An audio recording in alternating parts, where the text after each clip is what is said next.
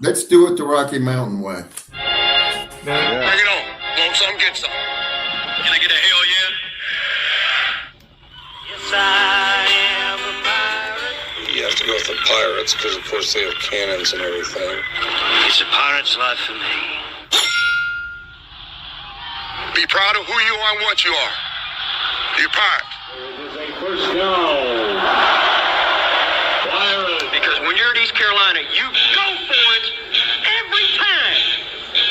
When you don't coach at East Carolina, you don't come to East Carolina, you don't play at East Carolina with a weak heart.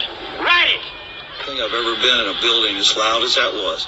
It was deafening in there. You live with Omaha? I can promise you that. And a purple all night long in Eastern North Carolina. You're watching The Sports Objective, the podcast for Pirates.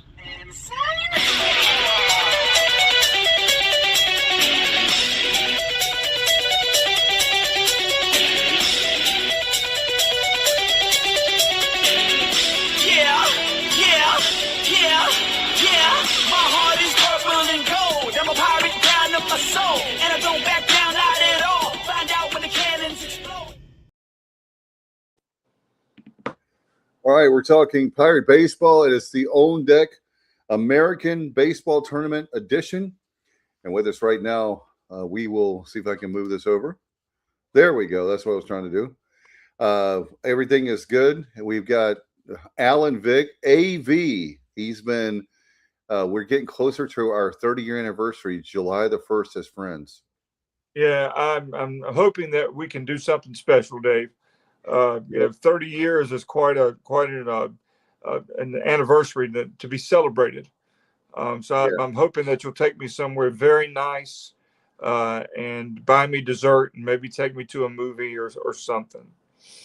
Well, what I was going to do is, it's been 30 years, so I thought the least I could do, I'm going to pick up the tab. I'm going to take you to IHOP.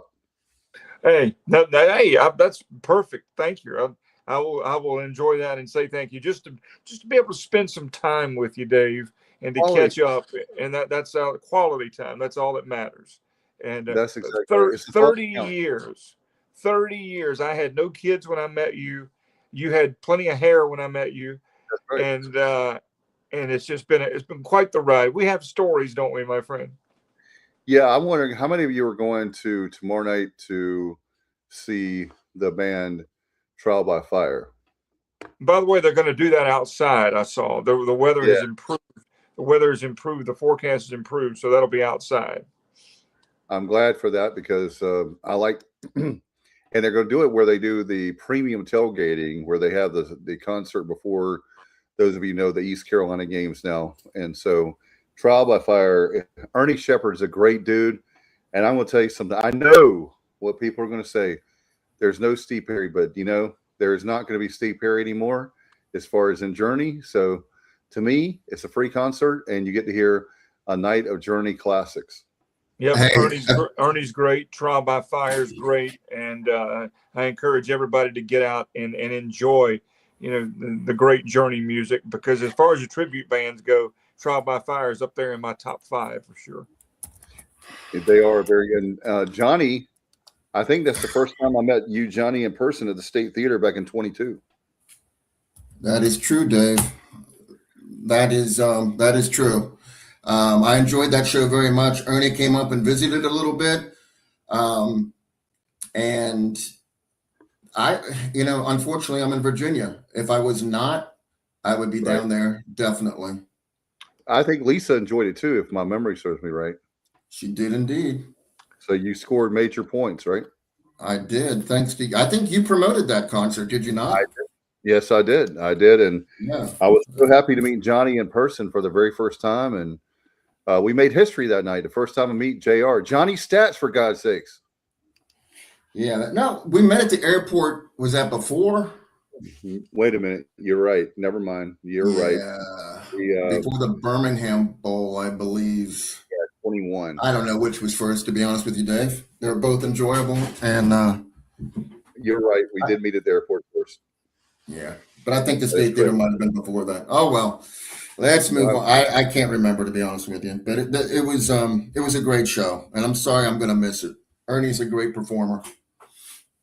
Well, the following week they're doing Brotherhood, the Doobie Brothers tribute. I've never seen that. And then in June it's Greggy and the Jets, and I'm certainly going to be back for Greggy and the Jets. That's That's the first time I've ever met Alan, and he doesn't even realize that. That is correct. That is correct. Hard to believe that was July of last year. So we're coming up on a year. Yeah, Greggy and the Jets. If you like Elton John, that was an incredible show because everybody knows there's only one Elton John, so I don't like hearing people make the comparison. But I will say that when it comes to the stage performance, the piano playing, everything else is phenomenal. So, yes, we're going to talk baseball, but I want to let you know that show is going to be great tomorrow night if you're in the Greenville area. 6 to 8, right, Alan? I believe. Yeah. Hey, did you get Kyle's text, Dave? Look at your phone. I did. I sent it to him. I'm multitasking while we're. Oh, okay. Alan taught me years ago when we were working together first in radio how to multitask, like chew gum and walk a straight line down the sidewalk. And he spent a lot of time. He's been one of my great coaches over the years on those life skill kind of things. So it's been many years since anybody around me had a multi-anything. So that was quite a long time ago. Yeah, Kyle from LaGrange, I've known him for a long time too. Maybe I can teach you a few things, Alan. Guys, I don't know what's going on with my email, but I swear to God, I could not find a link for the damn show. You know, we use old links. We repeat the same. I could not. It took forever. I kept typing in. I normally just type in Dave Richmond link, and 15 dozen different times where you send it pops up. It would not come up tonight. I had to friggin' do surgery. Oddly enough, to get I've it to been come there, up. Kyle. Put it in your favorites. It makes no sense why it does that just randomly. Well, I'm just gonna send you everything that's not related to what you're friggin' searching. That is true. Yeah, add it to your favorite links, and then By the way, we talked about this before, and I would like to say what Justin is texting in the group chat, but the fact that we don't have a paywall. When we get a paywall, what we need to do is screenshot all the times that Justin is attempting to text, and I guess he's voice texting to be fair to him, but I'll go ahead and say, I'll give you a freebie. Instead of saying fixing to log in soon, he said filming to log in. Well, that's probably well, I mean, voice to text has trouble understanding me. So, I mean, I'm just saying. I'm not touching that one, bro. If it has trouble understanding me, then That's why you have to speak slow and distinctly. Yeah, no kidding. Alan, you went to acting school for years, so that's. Well, I can tell you, Justin speaks distinctly. Oh yes, he is it is distinct. Yeah. Yes, you are correct, sir. Yeah. Yes. It's either him or Tommy Rich, one or the other. We've established that. I need to play Wildfire. I told you one of my favorite things last Saturday night was just watching. I really wasn't involved in the conversation, but watching Justin's text. At some point, I was trying to buy a vowel or see. It was just funny to watch, man. It was great. Yeah. So anyway, now that Kyle's here, well, let's talk some. We were just talking music, but let's talk baseball. And I know Florida Atlantic is out. So the Shocker. Yeah, good call, Alan. Yeah, you're welcome. You're did welcome. Not. Oh wow. Asshole. I wasn't trying to set Kyle up there. I was talking about the tournament. Wow. Go ahead, JR. Now I was going to say Florida Atlantic was cooked even before they lost that game because, one thing about conference baseball, it's interesting to see different strategies about how you use your pitchers. Yeah. Well, since this was a elimination game, they had a 2-1 lead. They took their starting pitcher out and they put their game 2 pitcher in. What? So yeah, Littman, the guy that pitched really well against us on Thursday or game one, he threw I think 85 pitches. And they took him out, and then they put in their game 2 starter to keep. They didn't want to lose the lead, and he didn't do so well. He gave up 2 runs, and they went down, and that was a crazy ending as well. They had a drop fly ball that they lost in the Florida Sun. Oh man! And then the outfielder picked it up and tried to throw it home, and it went way over everybody's head. And then the runner on first advanced to second. He ended up being the winning run. So neither one of those teams really deserved to win that game, to be honest with you. I mean, I think Florida Atlantic, they only had a handful of hits. Wow. Well, so that was a 7 seed versus a 6 seed. So Wichita State will be playing tomorrow. As a matter of fact, that's going to be, I'll tell you what, guys, that is going to be crazy, crazy, crazy, because when you look at it, tomorrow's games, you have Rice and Wichita State. And the winner of that game tomorrow at 1 o'clock will play us at 9 a.m. on Friday morning. But there was a second game today, Johnny, Memphis and Charlotte, and talk about that. Well, no, because I'll tell you the truth, Dave. I don't care about Memphis and Charlotte. And I know that sounds weird, but I just want to get to the championship game. So what goes on the other side, I wanted Memphis to win because Memphis has a better chance. I watched the game. But, I can't give you any breakdown other than Memphis was always, ahead by a few runs in that game. Charlotte made it, close a few times, but Memphis pulled away. And I don't even know if that game is even over. It was still 13-8. Yeah, it's over. Okay. Yeah, it's 13-9 Memphis. Okay, so they scored Charlotte scored one more run to make it 13-9. So I want Memphis to survive just because they could beat anybody. So, I'm glad they're on that side, and UAB on that side as well. So those 3 teams that are left, hopefully they beat each other up, Dave. Exactly. And as most of you already know, if you don't, we'll tell you today was single elimination. So Florida Atlantic is out. Charlotte is going back to the Queen City. And so obviously Wichita State, Memphis move on. So tomorrow's game will set that the table for you tomorrow. Game 3 is number 3 Rice versus number 7 Wichita State at 1. Again, that winner plays us on Friday at 9 a.m. Yeah. Now, as far as the second game tomorrow, game 4, that's the 4 seed UAB versus the 5 seed Memphis. That is going to be, guys, that is going to be a great, I have a feeling that is going to be a heck of a ball game. I'll take the over. Yeah. Yeah. Yeah. Hey, look, and the winner of that game has UTSA 47 minutes after our game on Friday.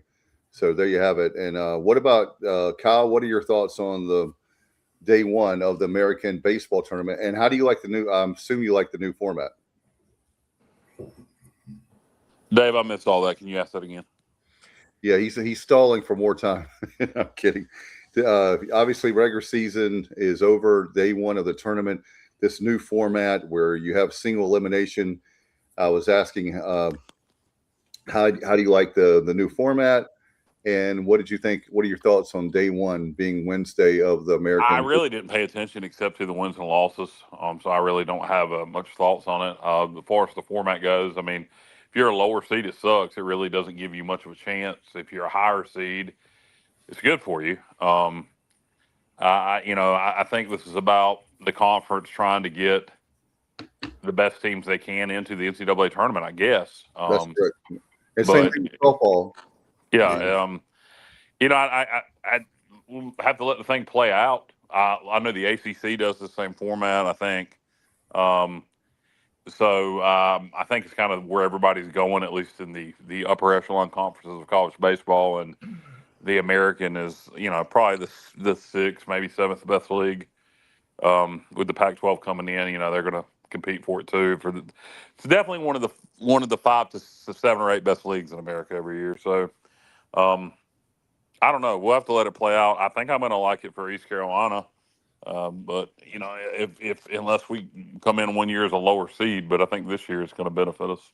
Yeah, I'll say this, Dave. I wanted Florida Atlantic to win because I've already told you that Wichita State has just got our number in the tournament. Now, things change obviously, but I wanted Wichita State to win because I wanted Florida Atlantic to win because I thought they had a better shot at beating Rice with their day 2 pitcher. But once they threw him today, then it was like, well, now they're really all in on just winning this game, and they might not have anything left for Rice. Whereas Wichita State, they have a decent day 2 starter, and their day 3 starter gave us some problems.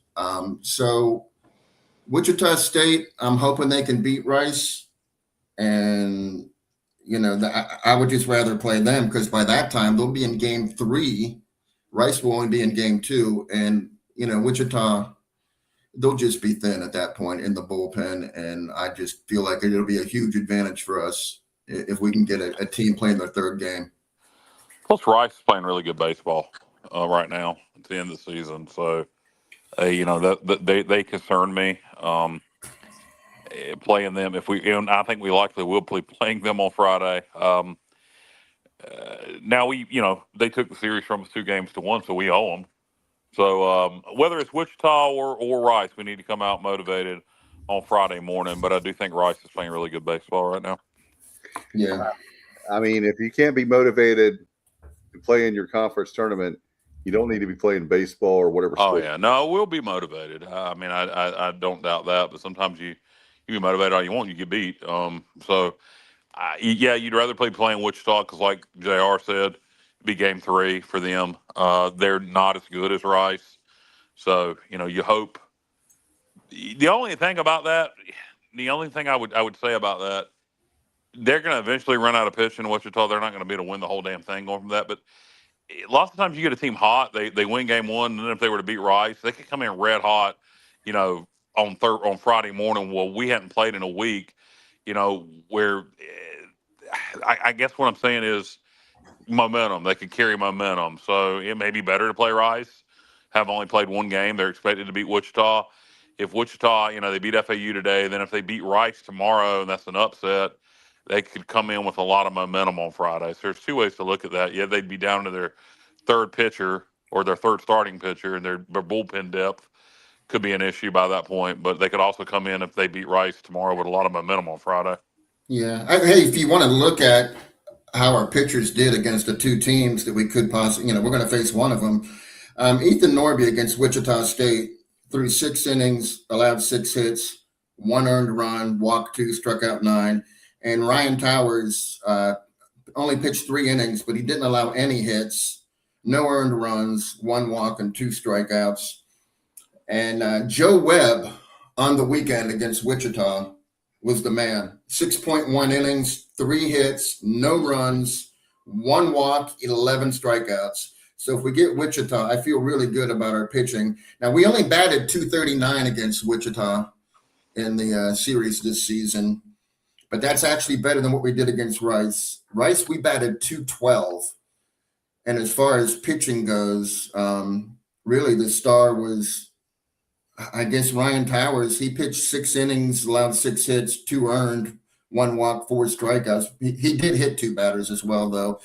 But that last game, Luke Payne, Ethan Rose, Charlie Hoagland, those 3 guys combined for a 5-hitter shutout. So, Rice is not terrifying in their lineup. And Ethan Norby, he pitched a good game against Rice, too. The only problem was, out of his 6 hits he gave up, or 5 hits, he gave up 5 hits. 2 of them were home runs.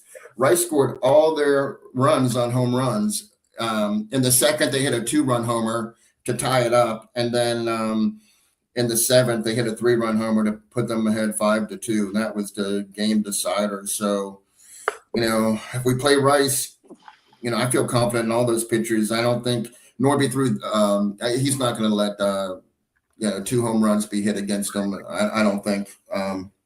So, that's what we're looking at as far as those 2 teams are combined. How does that ballpark play? I mean, many years we've been playing down there. I should know.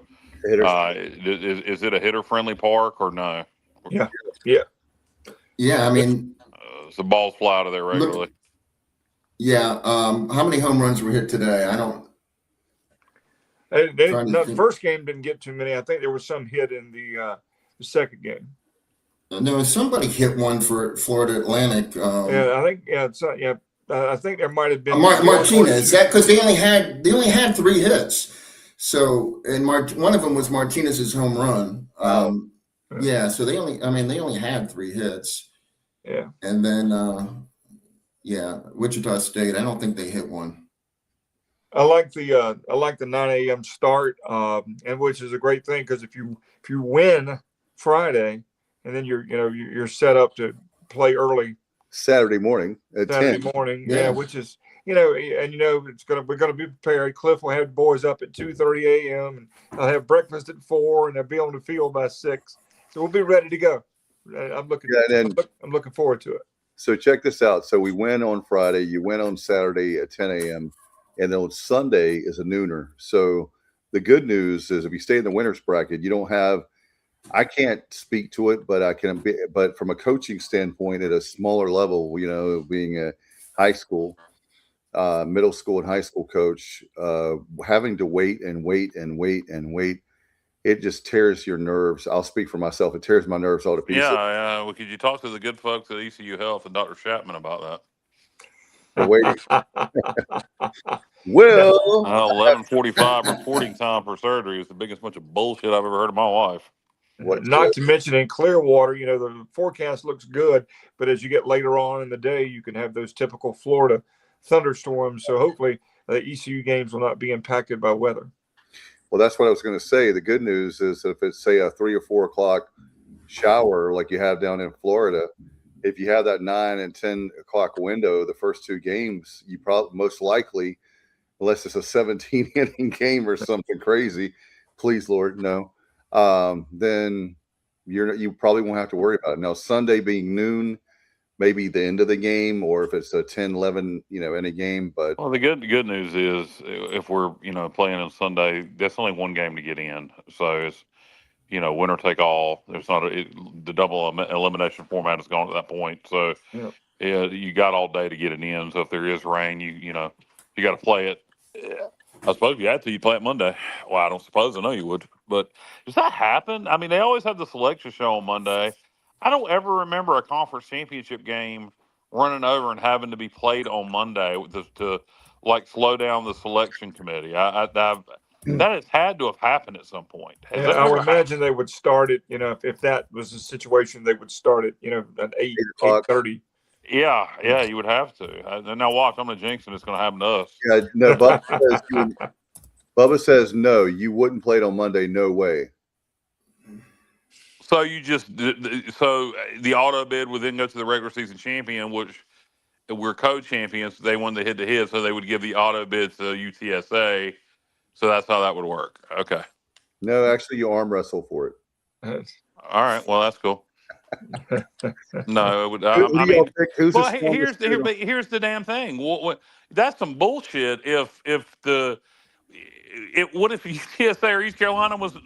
What if? Well, forget us. But what if UTSA? What if it was East Carolina versus Memphis in the championship game, and then UTSA gets the auto bid for that? Would be horrible. Yeah, I don't see that. I don't think that happens like that. I think Bubba's right though. I think I remember this happening now that he says this.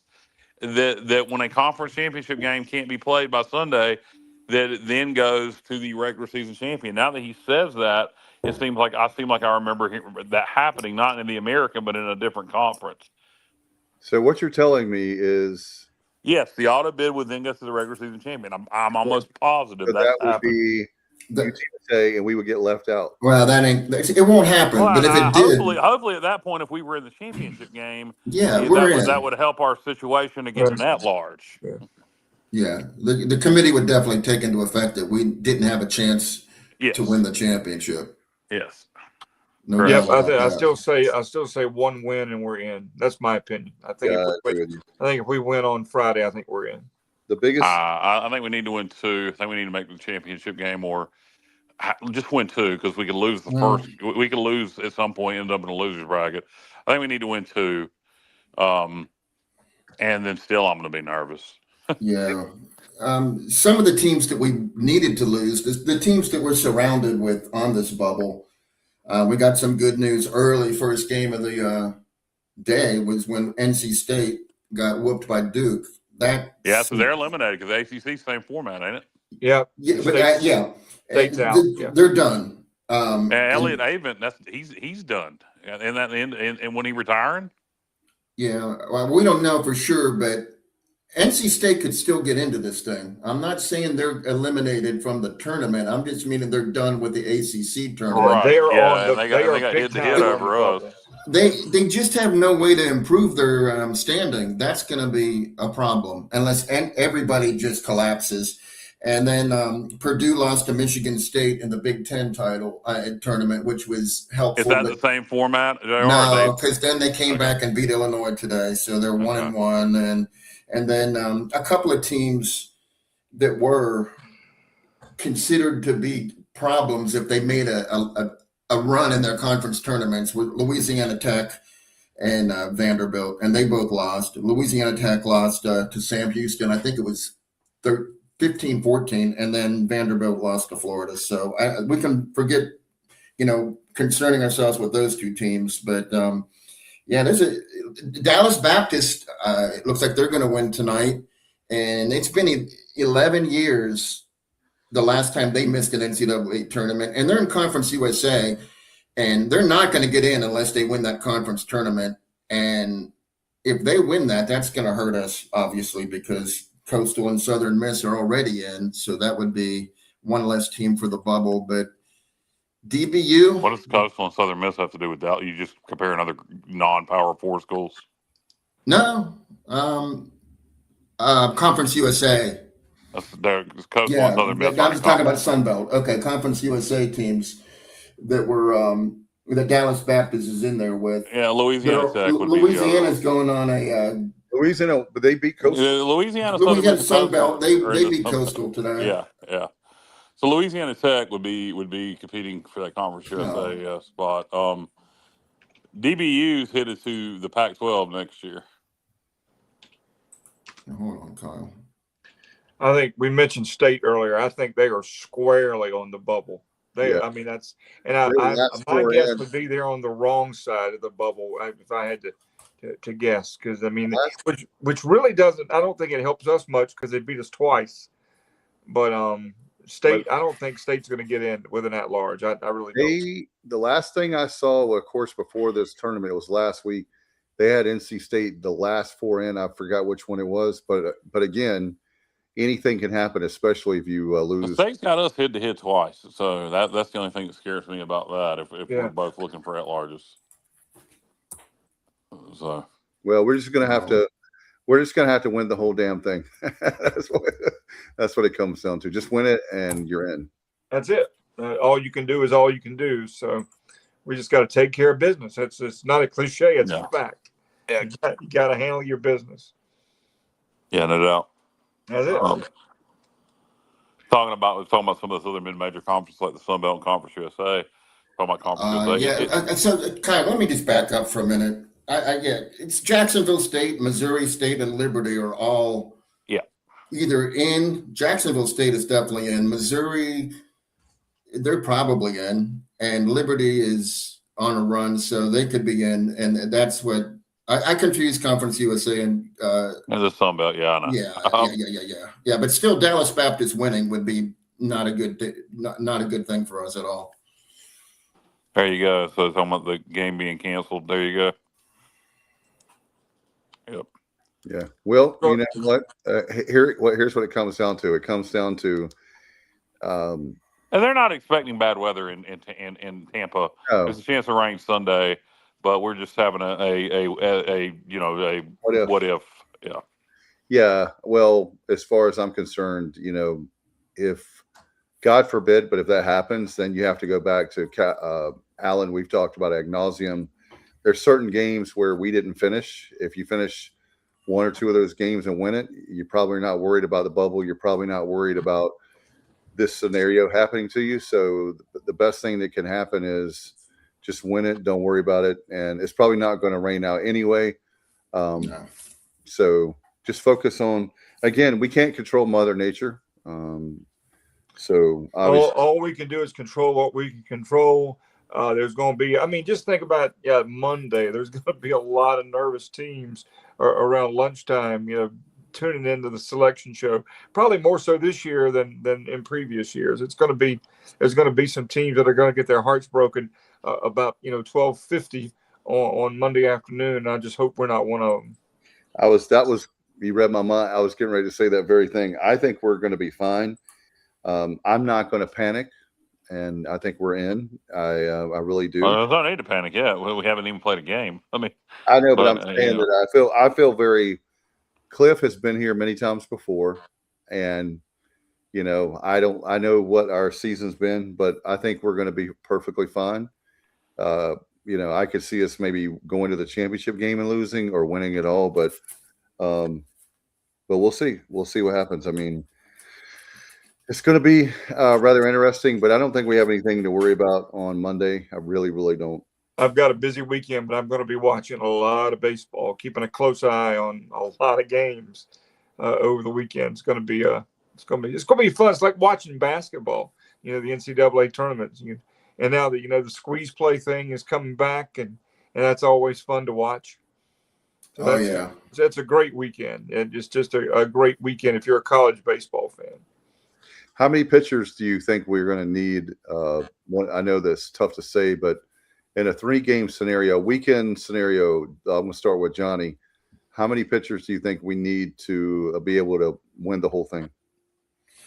Well, I mean, a normal weekend would be 3 games. This could conceivably be 4 games.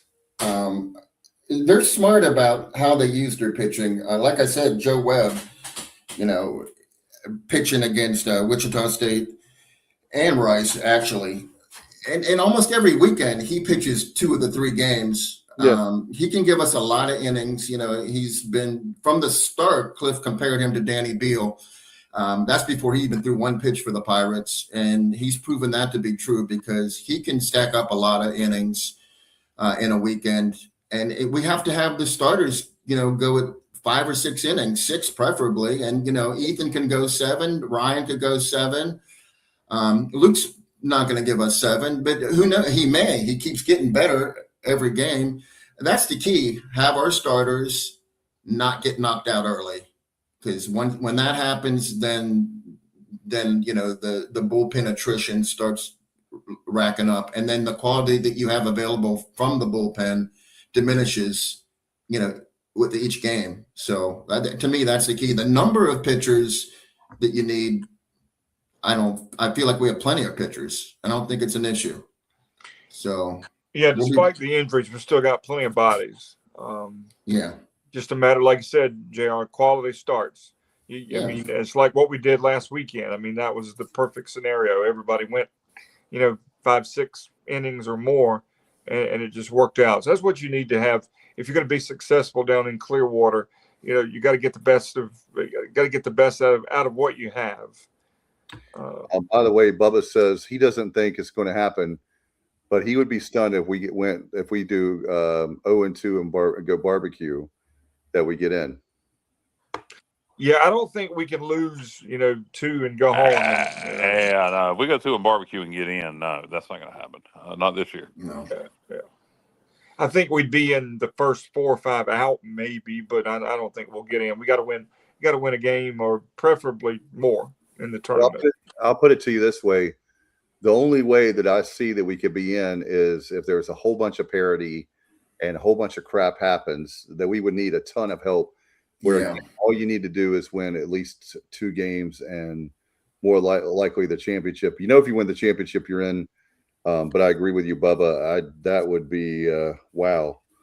Game 1 is important. Friday is the big one. If we can, obviously win that avoids us having to play 2 games, and then we're in Saturday, and things will be just completely different if we can beat whoever we play, Rice, Wichita State, whoever it is. Yeah, we talked about this team as good as they've looked last weekend. They've been Jekyll and Hyde all year, so we're hoping that good East Carolina is going to be down in Clearwater and take care of business. Kyle, I'm sorry, it's a little bit of lag. I apologize, Alan.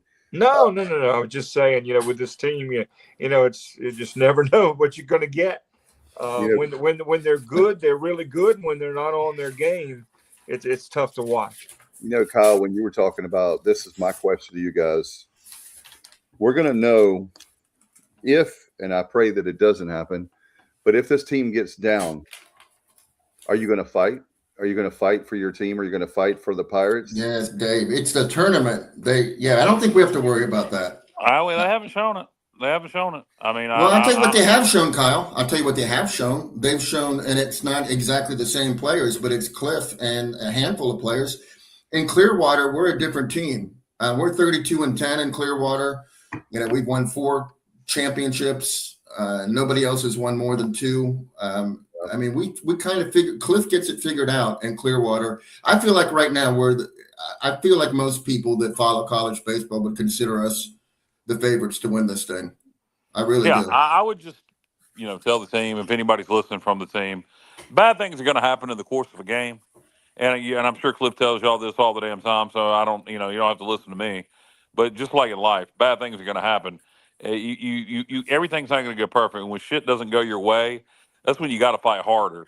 You can't get in your head. You play the next play. You move the next move, and you keep going, and you make things happen. You don't sit there and pout, because there is no tomorrow. You get in your head when things don't go your way, and you get down in the mouth. You're going to be sitting home next weekend. So that's what I would, if anybody from the team's listening, at some point this weekend, things are not going to go your way. When that happens, play through it.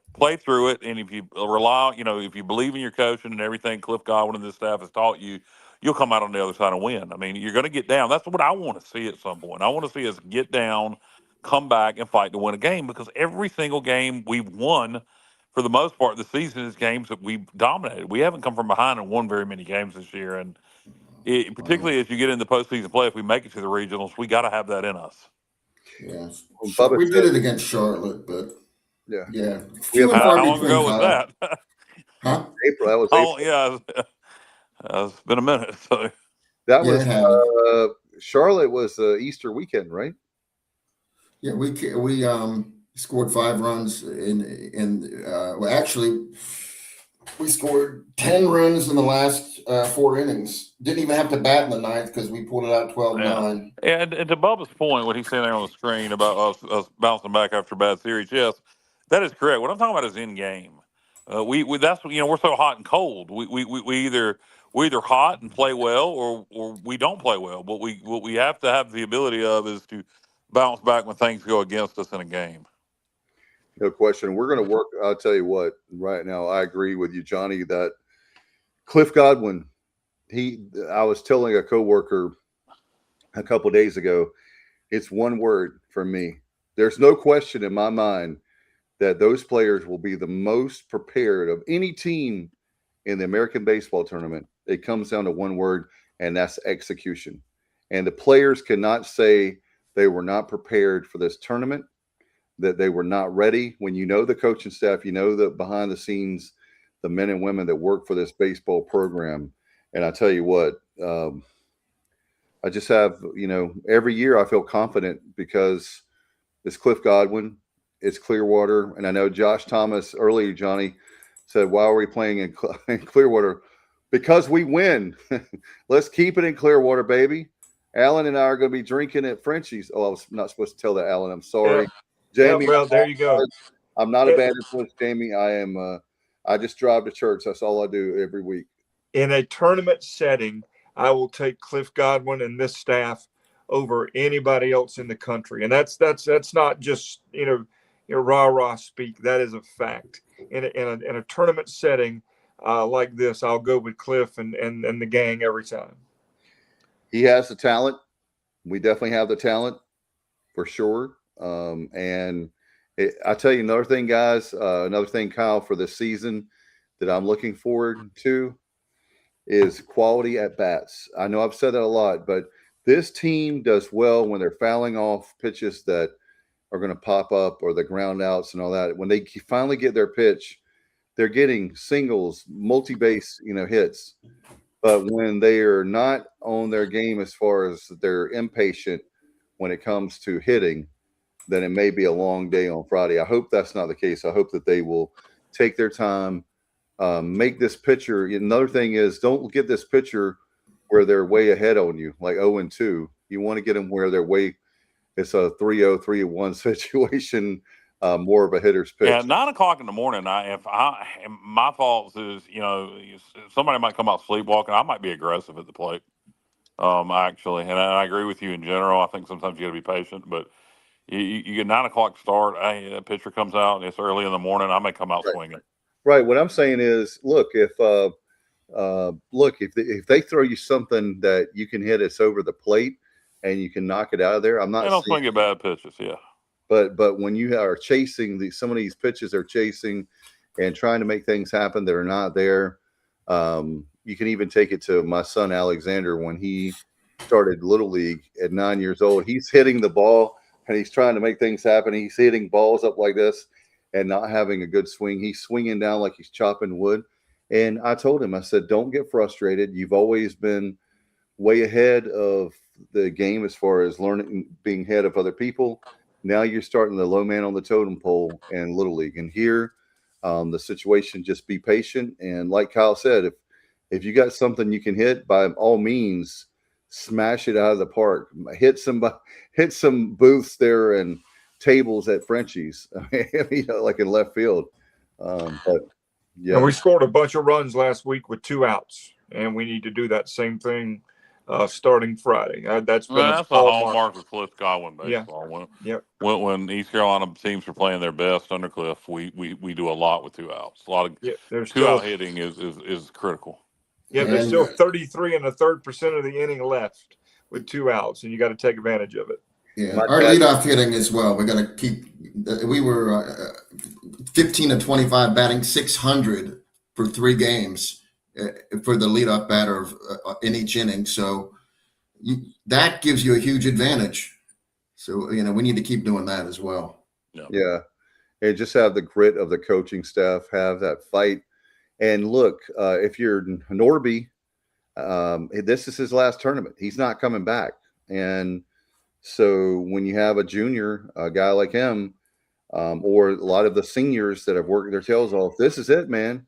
This is it. You don't get any more tournaments. And yes, they've won a lot, but at the same time, this might be the last chance you ever have to go to Omaha. So, I mean, for me, they'll be ready. I'm glad. And I know Kyle, you were talking earlier about, and I know your point about you don't want to come out flat for the number of days that we've had off. But I'll tell you what, with all the injuries, Alan and I've talked about it off the air, on air, all the injuries that we had, it's nice to have like a 6-day rest. And then in turn, that helps with your pitching. You can get them where you have obviously less innings. If you have, you're starting on Friday versus Wednesday. I mean, to me, I think this format has been. Well, the guys have had some fun. They got to go to a Marlins game the other night and watch Norby play. And who else is on that team there? The coach is yeah. Clayton McCullough, right? Yeah. So and Norby and then and then they were given some beach time today. So guys have got to enjoy themselves a little.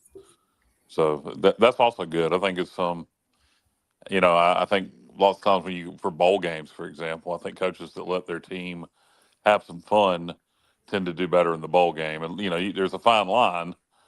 And God knows coach ain't gonna let them go too far. I think he was giving them an hour of beach time today, a whole hour. So they've got to be together, have some fun, and their goal is to win the conference tournament. The one thing is to make sure that Monday is just we're just waiting hopefully Monday we're just waiting on location. That's the only thing we're wondering about is where we're going to be playing. If we don't win that championship game Sunday, then we'll be nervous on Monday. Dave will be enjoying the buffet on Monday and just being casual come Monday. And it'll be all right. Yeah, it'll be all right because we're going to have Parker's barbecue. Hey, nothing wrong when you go to Selection Monday and you walk up and you see the Parker's truck backed up to the door. Dave, how do you know they're having Parker's barbecue? Did you check? Did you just Is that like something you check? Well, It's a tradition. Every year they have it. So I mean, Yeah, it's a tradition. I think. I'm not Nostradamus, Yeah. making stuff up at literally every now that I say that, they'll probably have modes or something. It'll be like subs or something. Usually Jersey Mike's. Which is fine, but but it's been Parker's. It's been Parker's. I know the last 10 years. I'm not that big on Parker's. I could take it or leave it. Oh, I love Parker. I love Parker's. I mean, as far as those, I love Parker's. Their barbecue or their chicken's solid. I love that. I think consistently, my two favorite chicken places are Bojangles and Parker's because they're so different, but yet they're both very okay. good. If you're talking about the chicken, the barbecue is they don't. It's all right, but it's not cooked over wood. And I like their Brunswick stew too. Their Brunswick stew it's not cooked over wood. It's not real barbecue. Second to none. That Brunswick stew is really, really good. Boiled potatoes are good. French fries. Parker's are just. I'm trying to remember if I like their Brunswick stew. Somebody has a really tomatoey Brunswick stew. Oh, I'm not I'll tell you fan. another one, Kyle. More in your neck of the woods, Kyle. I'll tell you another one, and you're gonna get mad at me. Maybe I don't know. Sure. Tell me about barbecue, Dave. All right, go ahead. King's. Oh, King's is trash. Their Brunswick stew is very good. Their Brunswick stew is okay. It's okay. You don't like it? It's okay. It's okay. It's okay. All right. So here's. And by the way, if anybody wants to sponsor, I'll recant anything I'm saying. But you're gonna have to eat it on the air. I can eat. It's not that when I say it's trash, I'm speaking explicitly about the barbecue only. If it's not cooked over coal, wood fire. If it's not wood, look, as Pete Jones taught us when we were kids, if it's not cooked with wood, it's not barbecue. And so if it's not, Pete Jones, you Skylight, or it's not Bee's Barbecue, or it's not Sam Jones, or it's not Old Colony Smokehouse up in Edenton, or it's not Grady's Barbecue in beautiful in between Mount Olive and Shaw's Barbecue. Mount Olive and Goldsboro. What the hell's that little LaGrange? Dudley. Yeah. I think I'd get LaGrange. I was going to say, the LaGrange, you should know most of the places in LaGrange. Yeah, Ken's Grill in LaGrange has decent barbecue, but you can't get it every day. I'm a bit of a barbecue snob. So, but as far as King's and Parker's go, fried chicken's good. Brunswick stew solid. I'll tell you something that King's, only the highway location, okay, because there's 2 or 3 Kings in Kinston. So only the big one out on the highway with the buffet. They got a good burger. They got a really good burger. But as far as the barbecue itself goes, nah, because it ain't cooked over wood. So I went to a local chicken establishment that will remain nameless on Sunday. I'm a leg guy. I love drumstick. That's about all I eat with a chicken. So I'm a leg man.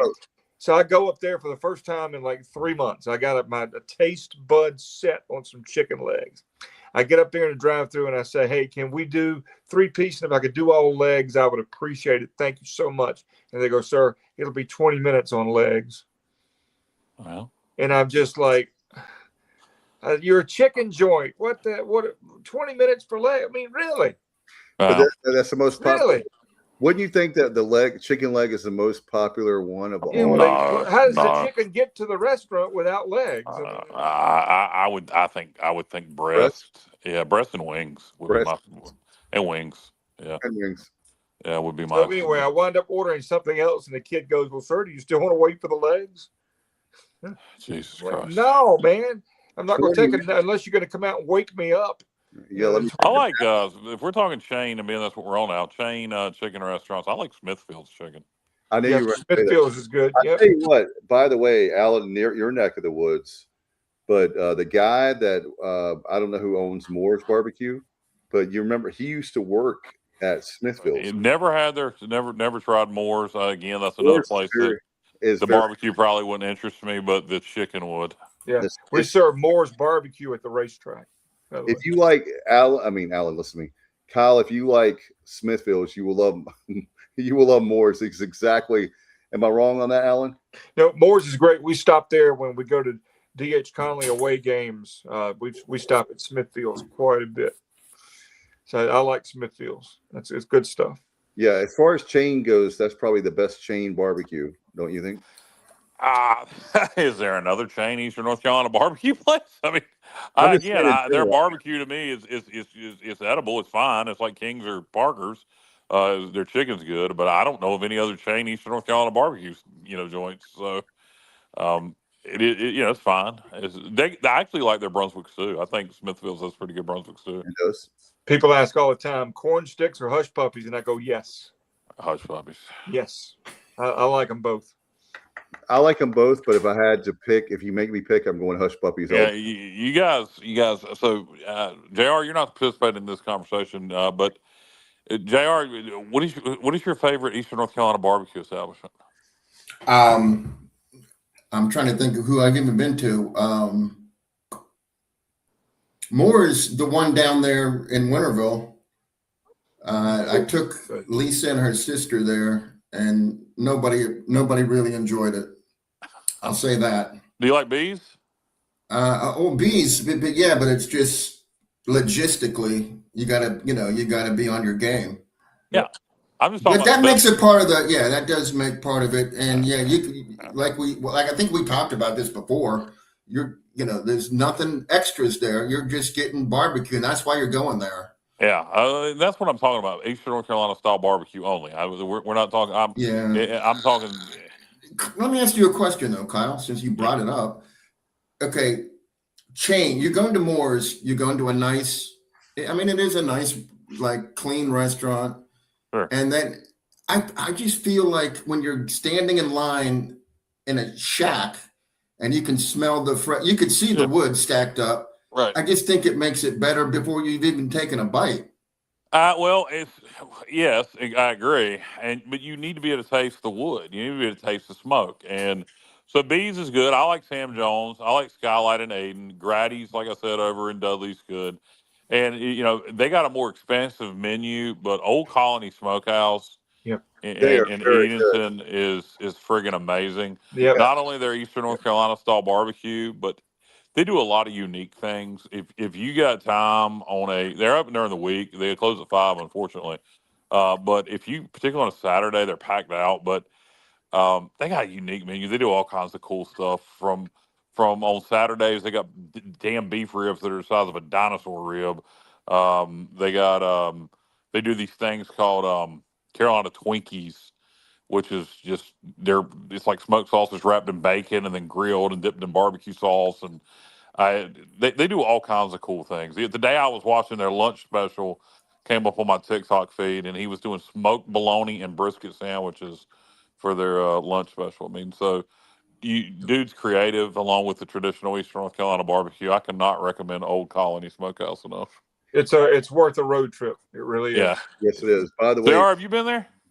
I have not. Kyle, one thing about me is when I'm down here, I don't really, everything's compressed. I don't like, if I could spend, a week, 10 days down here, I could do some other stuff, but pretty much, I need to get out more. Sometime when you're coming down, take an unusual route and go down, Ralph's. I've been to Ralph's too. 17? Ralph's. 17. Yes, go down 17 and hit up. Where the hell is Ralph's? What the hell is Ralph's? I've never heard of Ralph's in my life. Okay, that's that would be Weldon Mills, like Weldon. Oh, okay. I think they're known for their Brunswick stew and their banana pudding. Yeah, I've never had it, but I believe they're known for their Brunswick stew. But it's called a barbecue joint, though. Yeah, well, that's where you get Brunswick stew. It's at a barbecue joint. Yeah, but I mean, I know there are people that's their go-to. The people that tailgate with us for football, that's their favorite. But I don't know, how much exposure they have to Pitt County stuff. Probably not much. I mean, it's the amount of people that really know good barbecue. If you grew up in Eastern North Carolina, you should know good barbecue as far as the Eastern style. But then the amount of people that swears Parker's is great barbecue, and I'm not talking about the restaurant, I'm talking about exclusively the barbecue. I don't know, you really don't know good barbecue, because if it ain't cooked with wood, it's just pig. It's good. How about your Wilbur's or McCall's? Used to be Wilbur's. Wilbur's, Mr. Wilbur died years ago. Yeah, and I mean, he again is cooked over wood, so I would say Wilbur's over McCall's now. There is something to say for McCall's buffet, kind of like King's buffet, so you get the variety. They got good chicken at McCall's. It's a really good chicken place. They got good seafood, just fried shrimp, deviled crab. they had a But the barbecue again, the barbecue itself, no, Wilbur's is superior. But in Wayne County, Grady's would be the answer. By the way, Kyle, one of the when we had the pregame meal for football last year, McCall's was one of the pregame meals we had. So I like the fact they have, with the 6 games that you have home games, they have 6 different meals for you, which is great. Yeah, McCall's. I mean, again, the buffet's fine, good chicken. But again, are we talking overall restaurant or just strictly Eastern North Carolina style barbecue? I love it all. Think about bees. Think about bees. They've never advertised. You never see them on TV, hear them on radio. It's all word of mouth. And It's legendary. They've never done any external advertising at all. Same with Grady's. Grady's exactly the same thing, and it's word of mouth. What about what? Hey, Justin just messaged you. He needs to come on here. I have some questions for him. I have some stuff to talk. Interrogation time with Justin Butts. Yeah, absolutely. I expected more discussion from you on the barbecue discussion. As much as you love Eastern North Carolina culture, I really thought you'd have a lot to say on the barbecue discussion. And here's the thing, Kyle. I'm not big on pork. I mean, I'm just not. Oh, all right. Well, thank you. So, but I love smoke. I do love smoke. Where my wife does not like smoke. We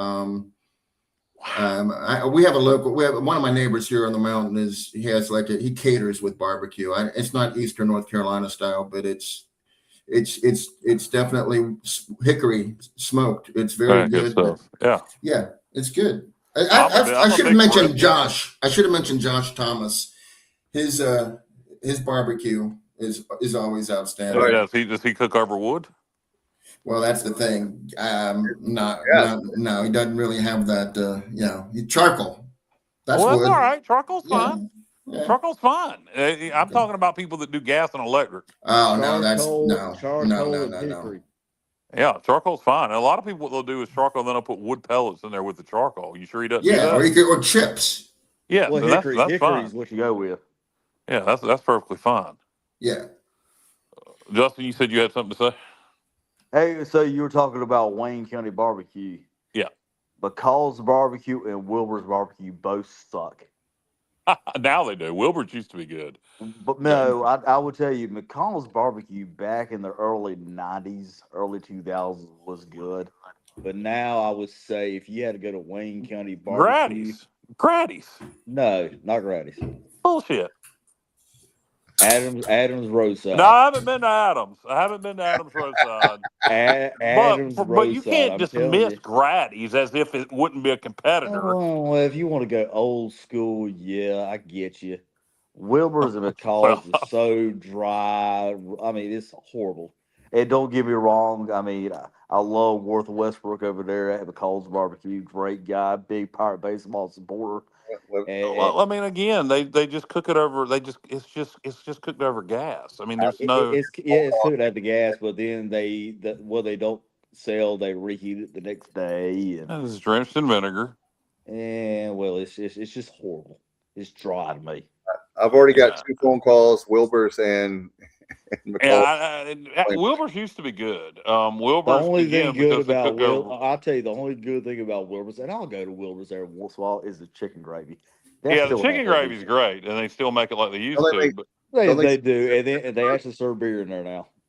But here's the thing: Wilbur's used to be so damn busy that there was no reheating a barbecue because they would sell out of barbecue. It was constantly cooking hogs. You get new barbecue every day. And now it's not like that now. Oh, I know that. Mr. Wilbur's been dead. Yeah, they were having financial issues before he passed away. Yeah. They still cook it over wood, but they do reheat it. It's not nowhere near what it used to be. Hey, you can tell the difference, honestly. Absolutely, and if you know good barbecue. Yes, of course, and a lot of that, Kyle's when they built that new bypass around Goldsboro. It took a lot of that McCall's and Wilbur's business away. honestly. Well, McCall's never did theirs over wood, at least not since I've been going there. Yeah. So I mean, like I say, their chicken's fine and all that. Yeah, that's okay. But no, I haven't had Adams. They're in Princeton, but They're Rosewood. They're right off the bypass. Where you come yeah, off is the it Rosewood or bypass. is it Princeton? Ain't it Princeton? Rosewood. Is that considered Rosewood? That is correct. Yep, it's right there, Rosewood. Yeah. Okay, I need to try Adams, but I do think Grady's is really good. And also at Grady's, you can get a freaking giant piece of sweet potato pie for $3. It's not bad. I mean, it's Welcome into the Barbecue Objective. I'm Dave Richmond here. Pitmaster Well, Alan. there's nothing more Eastern North Carolina that would be appropriate for ECU fans than discussing barbecue. A little known barbecue joint in Farmville is pretty good too. Remember, Jack Cobb's barbecue in Farmville was legendary, and also Contentnia Creek barbecue in Farmville has a good reputation. But Jack Cobb in Farmville, that was the place to go on Saturdays. But it still don't beat that Skylight Inn barbecue, though. I'm gonna tell you. The Skylight's good. I would take Bees. I would take Bees or So what do you prefer, Bees or Skylight? Bees. I take Bees over Skylight. I do like Skylight. I like Sam Jones, which is pretty much the same barbecue. Sam Jones is overpriced. That's it is. But you can get a bigger variety. You don't just have to get barbecue. You can order ribs. Well, that's true. I'll tell you what's good at Sam Jones: the smoked turkey. Oh yes, sir. Yes, their smoked turkey is excellent. I could just get a pound of that on the way home from. I told my wife that is what we're doing next year for Thanksgiving. We are getting a smoked turkey from Sam Jones Barbecue.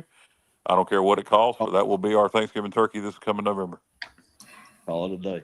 Well, you do it, man. You don't have to spend all day in the kitchen. Oh, we've done. We've ordered out for Thanksgiving many times. In fact, oddly enough, Justin, we went to McCall's this past year as a family for Thanksgiving dinner. Their dressing and gravy is really good. Well, I think the McCall's is sick. It is sick. No, but their dressing is good. You're right. Actually, they have good dressing. Their turkey and dressing. We have to fit in the word, by the way, like Pee Wee Herman, the mystery word. We have to fit in sick. How many of you guys have tried not smoked turkey, but turkey barbecue? Turkey smoked and then done up like Eastern North Carolina barbecue. Yeah. That is really good. Good turkey barbecue. Better for you, too. Yeah, if it's done right, you can barely tell the difference. Yeah, Wilbur's does turkey barbecue sometimes. Yeah, I know. I know Parker's does some too. Old Colony has just started. That's one of the things they just added. They've been doing smoked turkey. They just added turkey barbecue to their menu up in Edenton. By the way, Alan, I can honestly see or barbecue beef. Kyle's not going to have to work another day in his life because he's going to be the spokesperson for Old Colony. Old Colony, I tell you what, they tell you what. The owner and pitmaster of Old Colony is a marketing genius. Yes. His presence on social media is excellent, and he's a really smart guy because not only will he promote his own place, he promotes other barbecue places. He's always referencing other pitmasters, other barbecue places. In fact, he's very complimentary of Sam Jones and their legacy at Skylight. He's a really smart guy and a really, really good pitmaster. I have a lot of respect for the way they do things up there. Well, I'm a baseball master, and I know I'm going to pitch it now to, pun intended, to Johnny Robertson, because we finally have, it used to be Kyle coming in late for the show, but now we have Dustin Butts is kind of taking his place, like to be fashionably late. So, Johnny, I know that you got some questions for Justin Wildfire Butts, so fire away. On the hot seat. Come on, Johnny. Yes, sir. Yes, sir. Yeah. Okay, Justin. So the SEC tournament started yesterday, and they're using that ABS. Don't give me and I have this up to date before the show, but they're still playing, obviously, in Hoover. So these numbers are probably slightly different at this point. But there's already been 46 challenges. 30 of them were won. So that's 65.2% of these challenges are winning, which means that 34.8% of the umpires' calls are correct. Right. And it's funny because the fielding team is winning like 69%, and the batting team is winning like 45%. Correct. But one team, Missouri, has had 9 challenges in 2 games. I saw that. They're 8 for 9. What are your thoughts on the ABS so far? I mean, I think it's a little bit flawed. I think maybe there needs to be some adjustments, maybe to the ABS, considering the height, the width of the plate. I mean, it's just, it honestly, it just tells you how human element of the game it is. Honestly, guys. I mean, y- every umpire is going to have a different strike zone. I mean, I can understand the balls are 2 inches outside the corner of the plate or a couple of inches in. But these pitches that are point .1 or .5 or a half an inch off the plate, that's the human element of it. You see 300 to 400 pitches a game, you're going to miss the pitches, guys. I'm just telling you. I mean, and it's real tough to see the pitches back there. But that just tells you how much of the inconsistency there is going to be in it. It's the human element of it. And to me, I don't like the ABS. I do not like it. Yes, it shows us how inconsistent us umpires is, but then again, it's the human element of it. I just don't like it. Well, here's what happened. Here's what turned me against it. I was watching the LSU game last night against Oklahoma. And so what happened was LSU was batting. They had a guy on first base. Right. And there was the guy in first base attempted to steal second. He had a huge jump. And then the pitch from the Oklahoma pitcher was called a ball. And what actually happened was it was challenged, and it was determined that by the catcher, and it was determined that it was actually a strike and not a ball. Yeah. But it was a 5-minute. It took the umpires 5 minutes to figure out if they should let the guy be at second base, or did the second baseman let up a little bit because they called ball? Well, see, here's the thing, Johnny. Which would have been ball 4. They have been so adamant the last couple of years about pace of play. They put the 20-second action clock on the pitch, and then they put the in between ends. So they're so worried about speeding up the game. But every time these guys challenge the pitch, it's taking 5 to 10 seconds, wasting. And then that adds up over the game. You're challenging 10 to 15 pitches, you're adding a minute or two on the game. Yeah, but when you start having 5.5 minute that's what challenges, I'm saying. It slows down the game.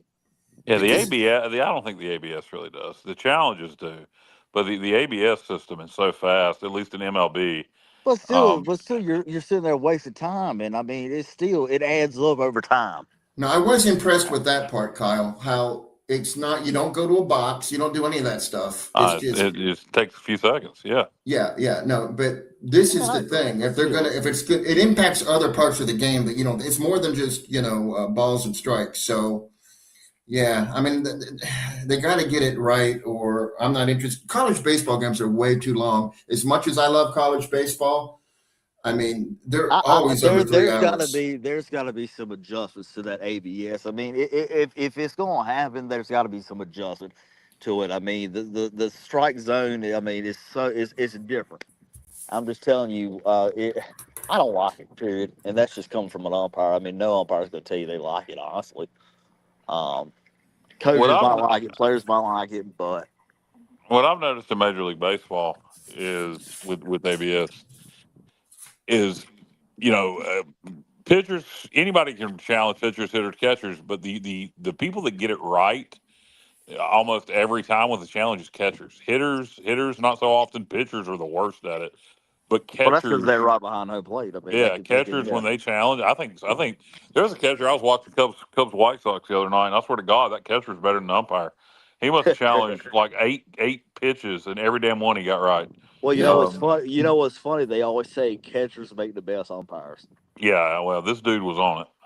So was the Missouri catcher. He was 8 for 9. I mean, it was crazy. Yeah, there you go. I mean, catchers by far are the best at it. But it just shows you the human element of it. I mean, I'm just saying. I mean, it's all human element.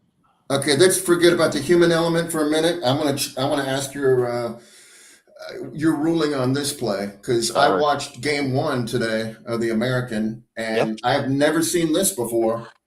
Okay, so Jason Jones was batting at the top of the 3rd for Wichita State. Okay. and he got hit by a pitch. Hit by pitch, And all right. so he was shaken up pretty bad, and he couldn't make his way to first base. So he went to the dugout.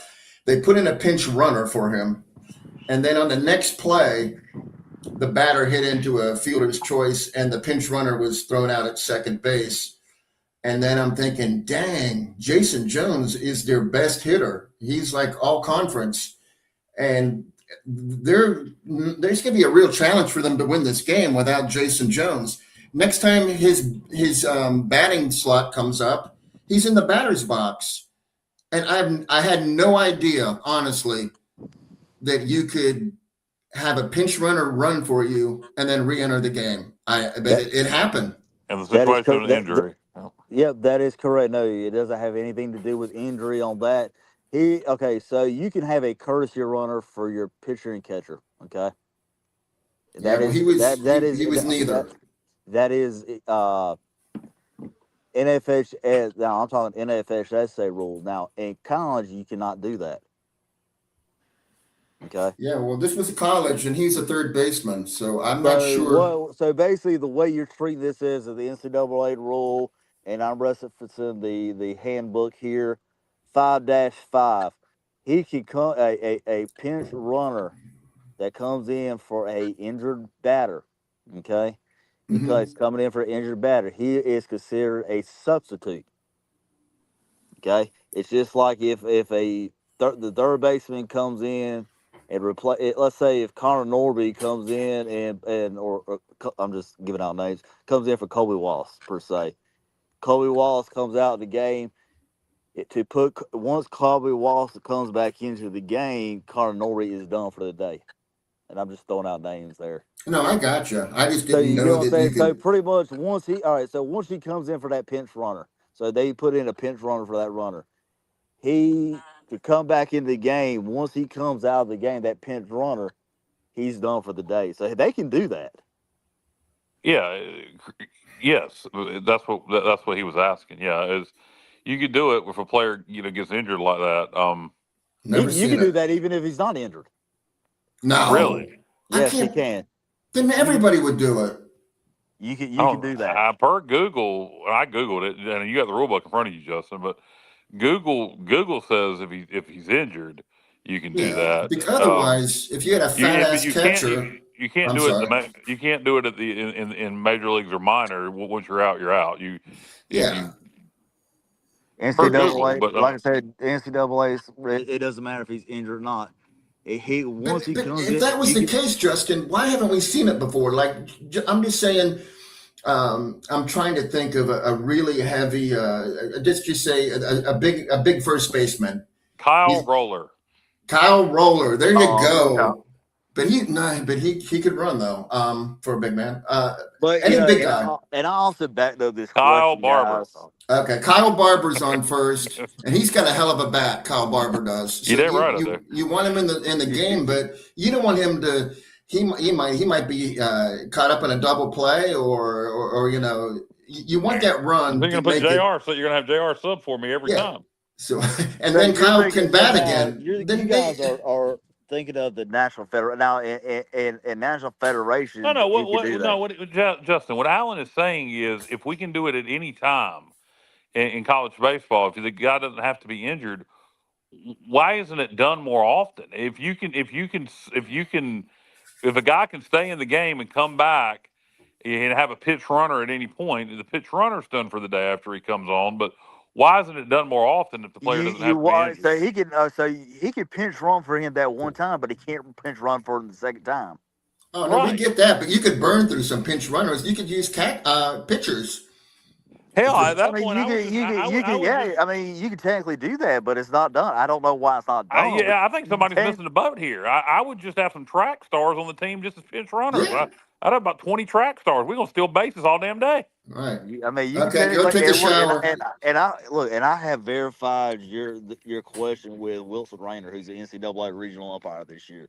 So, and I have backed that up. I don't know, because in that scenario, you have the track guy, Kyle. And then he he scores, and then you say, okay, great job, go take a shower. Kyle's back at first base. Yeah, then we're going to bring in another track guy, and then another track Yeah, guy. I mean, you can buy a rule, you can do that. I don't know why you don't see that more, but by a rule, you Man, can we've do come it. up with something here, boy. I'll tell you what, Coach Godwin hasn't thought of it either. He's going to hear this and go, that's a great idea. I don't Well, know. look, like I said, I've asked your question to Wilson Rayner, who's the NCAA regional guy. So I mean, I know for a fact. And I just wanted to verify that because I questioned that too. I just wanted to make sure I was right on that. Okay, well, I learned something then. So I'll be glad to pinch run anytime. please don't. You be like me and Cal. Yeah, they timed me in the 40 with an hourglass. Look, the last time I played baseball, I was 24 years old, and I took off at first base going into second base, and I slid in, and luckily the ball went over to second baseman's head. I told that umpire, time, you're going to have to give me about 10 minutes to take a break. Yep. Yep. And that was 24. I was still halfway in shape. But no, great question, guys. Very good question. I like it. Appreciate it. No problem. It's nothing like putting an umpire on the spot.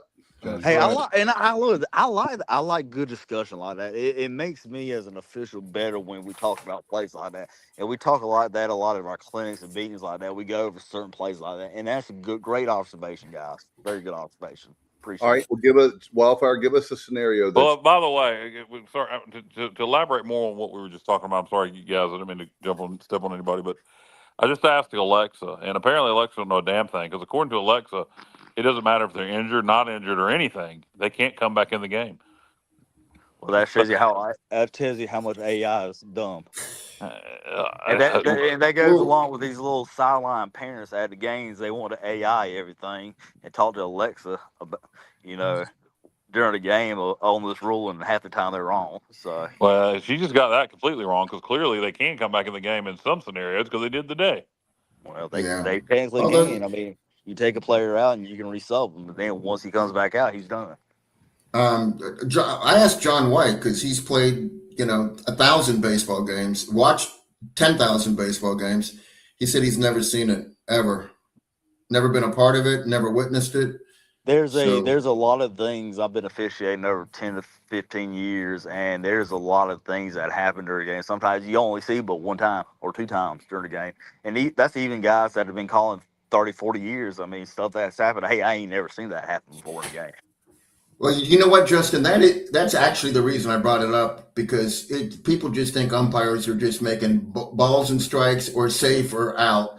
But it's more than that. Way, way, way. There's always stuff happening where, you might have a situation. And that's where people, Johnny, before. don't realize, even at the high school level, that I call a lot more than I do anything, is sometimes we just don't see it until it happens. And we have to make a ruling on it. And sometimes we just have a brain for it. Like, we don't know because we ain't never seen it happen. I mean, there's things that happen all the time, that heck, I ain't never seen it happen before. And sometimes we just got to make that split judgment. Whether we're right or wrong, we're going to go back and look it up in the book after the game. But we've got to make a ruling right there in a period of 2 minutes. You got to make a ruling on the play. So sometimes we get it wrong, sometimes we get it right. I mean, it happens. We're not going to be perfect. I got you. You earn every nickel you make, Wildfire. An umpire's job is thankless. And, it is. Look, and like I said, I appreciate it. Like I said, I worked a summer league game last night, north of North, south of North. And look, I mean, regular season, two great schools, and there's some stuff that happened last night I ain't never seen. I mean, it was thank God for a 2-hour time limit, but that's all I'm gonna say on that game. But yeah, I mean, it's a thankful job, and I thank the good Lord every day that I get to go out, sit on the baseball field, and do what I get to do. A good friend of mine umpires, B.B. Cox. Okay. He owns a radio station in Plymouth. He does some umpiring up in the Northeast. Okay. Yeah. Okay. So. Okay. Yeah. In fact, one of our crews, we had a crew up at Perquimans last night. They worked. We had Perquimans, and then I think we had Cardinal Gibbons and Holly Springs as our Eastern Finals. I think they are going to go to. I think I talked to a guy. They're going to go to. I want to say, C4 tomorrow. Wow. C4 tomorrow. Hey, and shout out. I'll give a shout out. Rosewood High School here. They're going where tomorrow? C4. C4th? That is in Pittsburgh, North Carolina. Mm-hmm. Oh, okay. All right. Pittsburgh. Okay. All right. Yeah, That's the name Pittsburgh. of the school. I thought you were saying the town name was C4. I was about to say, what in the hell are you talking about? No, Yeah. they're going to Pittsburgh. C4. Pittsburgh, a very, very, very pretty town in North Carolina, in my About an opinion. hour and 18. But yeah, shout out to Rosewood. They finished out for Quimens tonight for the What is that stupid lake? Jordan Lake. That's in Pittsburgh. Jordan Lake. Yeah, so they're playing Cherryville in the state championship next week. So great baseball here in Wayne County. Yeah, we got a lot of great baseball all over Eastern North Carolina. Yeah, especially in Pitt County. You know, I have the fortunate chance to call several Aiden Griffin games this past year. Look, shout out to Corey Skinner. They're a great guy. He's really got that program going well. And shout out to, D.H. Conley and J.H. Rose and South Central over there. They've also great teams. And even Farmville over there. They've got a great program as well. So very good baseball here in Eastern North Carolina. Yep. North Pitt. Don't forget about North Pitt. Yeah. Yeah, North Pitt. I've had them a couple of times or two. I was just making sure we get in all the schools in Pitt County. Yeah. No, North Pitt. Well, the guy over there is great as well. Yeah, that was bizarre that every one of them lost. I mean, I think all of them were probably leading at one time and favored to win the game. But Aiden Griffin shocked me because when they played Whiteville in the regular season, I had that game and Aiden Griffin 10 run them. Wow. And then Whiteville came up there and beat them in the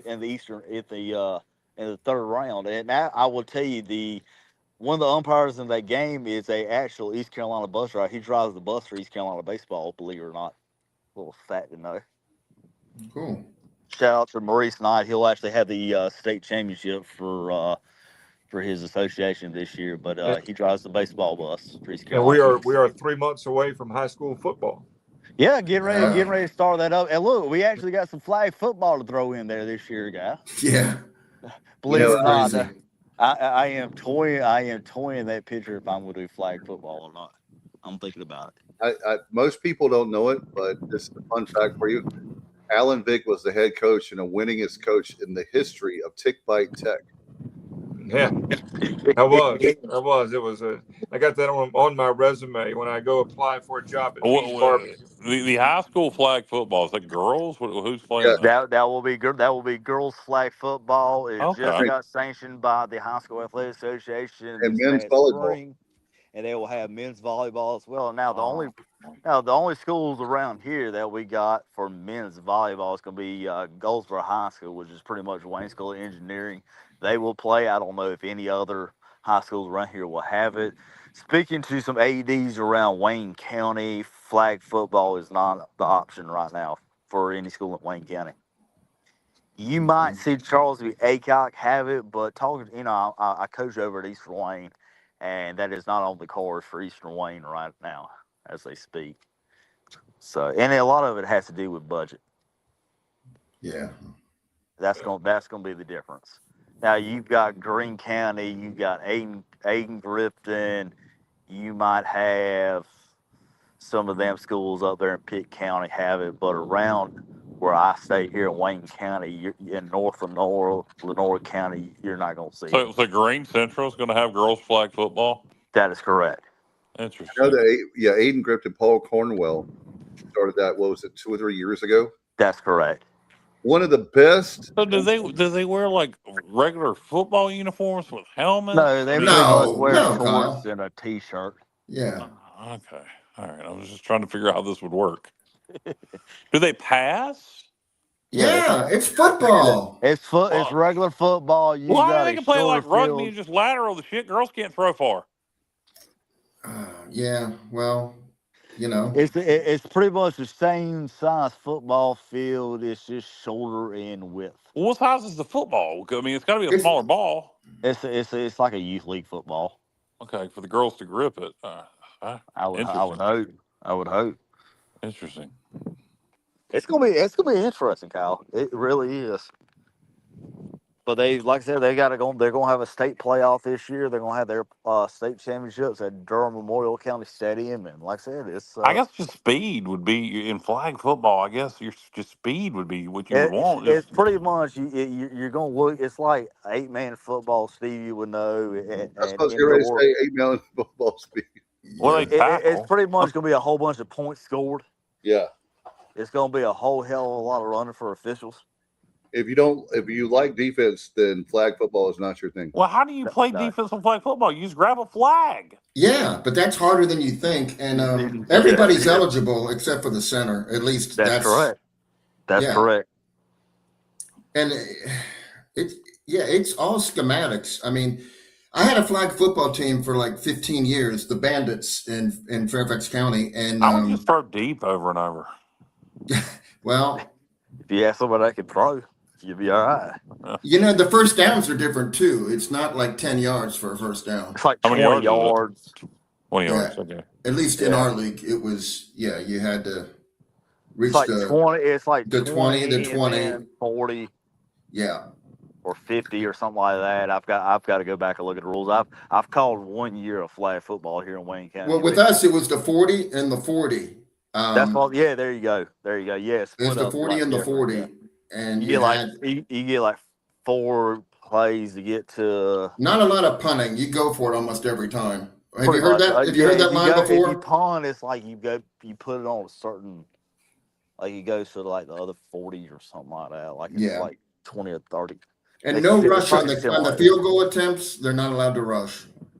It's like one. See, the way we played it is like 1 point from. They barely are now in real football. 2 for the 5 and like 3 from the 10 or something like that. You can't launch yourself anymore to try to block a field goal. No. Yeah, well, you just heckle the kicker in flag football. You can't do much of anything else. Well, the way we play, you kick like a girl. Get a real tall chick that can just throw her hand up. Well, the way we played it is 1 point from the 3, 5 from the, or 2 points from the 5, and 3 from the 10. Oh, that's the way we played it. Okay, we were 3 points no matter where. No, yeah. So it's 1 point from the 3, the regular field goal line, 2 points from the 5, and 3 from the 10. Our field goal kicker was Kenny. What was his last name? He kicked it. Kenny Miller he was a Tar Heel. He played for North Carolina. He was our field goal kicker. He could kick them with no rush. He literally could kick a 60-yard field goal. No kidding. So that was a huge advantage for us. All right. But did anybody change the subject? Anybody see the Bill Belichick interview with Sean Hannity? No. Need to check that out when you get a chance. I'll check that out when I get off here. Yeah, Hannity's got a podcast now. He talks to whoever, celebrities, and he had Belichick on for one of his latest podcasts. Very interesting. I'll have to check that out then. Very interesting. Did he talk? What was that, Dave? Did he talk to himself? He loves himself so much. Hannity. Well, are you talking about Hannity or that is Belichick? Belichick, yeah. Both of them. Say. But both of them. Hurricanes start tomorrow night, gentlemen. That'll be game 1 in Raleigh against Montreal. Looking forward to that. Hopefully the Canes can get off to a good start. Because let's be honest, if the Canes don't win the whole thing this year, it's going to be a disappointment. A huge disappointment. Well, they're definitely well rested. Yep, they haven't played a game in 8 days, 9 days? Yeah, at least. It seems like 3 weeks. They've had the most time off. They can't complain about being tired because they swept Ottawa, had a break, then another sweep, and here we are now. So yeah. It's gonna be great. It's gonna be a lot of fun, and we need to have a field trip because David Glenn has some seats. Maybe we can I can say DG. Those playoff seats though, Dave, those are gold. Yeah, the nosebleeds are $300 or $400 a ticket. I told you about 15 years ago, Curtis Media had a suite there. And I got a chance to go up and watch a couple of games in the suite. That was pretty cool. Yeah. That's a Okay. swanky way to watch a hockey game. Was the suite glass enclosed, or were you in open air? It was glass. Yeah, see, I don't like that. I don't like it. It's like going to a concert and I was in a suite at FedEx Field, and I just felt like I'm not even at this concert. They had closed circuit TV. I just watched it on that. It was like, I want to be in the open air and be part of the. That's how I am. Yeah. Especially, I guess, hockey. You really want to be as close to the action as you can get, for sure. But I mean, that's Hurricanes got to get it done, man. They got to get it somehow, some way. And Kyle, what's going on with your Cubs, man? They've stumbled a bit. Yeah, most men in baseball, most runners left on base in baseball by far. They've left like 300 and before tonight it's 5-0 Milwaukee. Yeah. They left like 397 runners on base so far this year. Leaving runners on base, and the pitching issues is injuries. They've had a lot, like East Carolina. They've had a lot of pitching injuries, but there's no excuse with the bats in this lineup to be hitting like they have been over the last 10, 11 games. I mean, it's they've fallen from first to third in the NL Central. Now the gap from first to third is very close, but getting swept by the Brewers is not good after losing 2 out of 3 to the White Sox. They need to bounce back this weekend and take all 4. I think it's a 4-game series against the Astros, and they need to take all 4. Yep. My buddy I've told you guys about, who's blind, who's a huge Mets fan. I was with him last night at an event, and Mets blew a 5-0 lead last night, and I learned some new words last night. I didn't know a gentleman could make up words like that. I'd never heard some of those words he was using. Yeah, it was the Nationals. Yeah, the Mets had a 5-0 lead and wound up losing 9-5, whatever. Golly, yeah. Mets have been disappointing so far this year. Yeah, I'm surprised they haven't made a managerial move, especially when they lost 12. They're 21-27 or whatever, and they lost 12 in a row. So around that streak, that terrible streak, they haven't played that badly. 21-15. If you take that streak out of there. Yeah, I know they're 10 games out behind Atlanta or whatever, but still they pulled Philadelphia and New York both pulled an Atlanta this year, because last season Atlanta came out of the gate terribly, and they could never recover. And I'm hoping the same is true for the Mets and the Phillies. I have no love for either one of those teams. Well, the Braves are the hottest team in baseball. Yeah, but they don't really have a catcher right now. I mean, we traded a guy, and then our first and second catcher, Murphy and Drake Baldwin, both got injured. And with Baldwin, it could be an extended injury. Hopefully not. There's some MRIs coming up soon. But yeah, without a catcher, you're dealing with AAA guys that are going to be behind the plate for you, and that's never good. I mean, on an extended period, I'm talking about. It's going to be neat in Major League Baseball when July 4th rolls around for America 250 to see what the individual ballparks, do for the celebration for the 250th birthday. It'll be really neat to see, what they pull out for 250. I'm old enough to remember 200. I was 9 years old, but I remember when in '76 that was a huge deal. I mean, that's all that was talked about all over the news and whatever was the 200th birthday. Yeah. While we're talking Major League Baseball, Trey Savage set the Yankees down 3 up, 3 down, and he struck out Aaron Judge. So the Yankees must really dislike Trey. Or I shouldn't have said dislike him, but I'm sure they just hate seeing him on the mound at this point. Killers, right? By the way, guys, if you're looking for some extra work, and those of us in the radio always are looking for some extra money, we know about the Beast Games on Sunday. According to the Beast Games spokesperson, the event is looking for 30 people to work, and they're going to pay $22 an hour. So this late, they're still looking for people? 30 people. Where do you sign up? What do you have to do? You go to eats2seats.com. Eats 2 seats? Yes, eats plural. Eat and then I add ain't, that. I ain't serving nobody. So that must be what it is. They're looking for people to bring food. Well, hey, Yeah, that's $22 an hour is strong in Eastern North Carolina. Yeah, I look good in a waitress uniform too. So I thought. Hey, I I thought. was in Harris Teeter today, and I was Jack Link's beef jerky now has a Mr. Beast edition. I'm sure they do. They Yeah, do. yeah, they do. My kids don't. But they have the Sasquatch, the Bigfoot. Why do they? So Mr. Beast is now in the beef jerky. Mr. Beast is one of his if he's not a billionaire by this point, he's pushing it. So Yeah, I mean, he's already been a billionaire. so he's richest social media person out there. So him having a deal with Jack Links doesn't surprise me. Guys, if I'm looking at this correctly, your Savage is only allowed one hit in 4 innings. They're in the 4th inning, and he's throwing a one-hitter.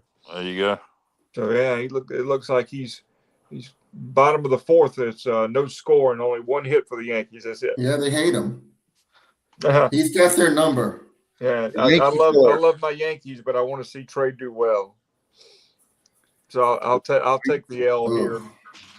Are you pulling against the Yankees, your team? No, well, I mean, I just want to see Trey do well. I can't say I'm pulling against the Yankees, but yeah, I've known you a long time, and I would be like something's not right there if Alan's not pulling. And I know how much you love the Pirates, but your Yankees, that's one of the. I think we talked about baseball right up there with Alan's CD collection. If you guys ever want to see a CD collection, just go to his house because he took everything he could from like purchase, by the way.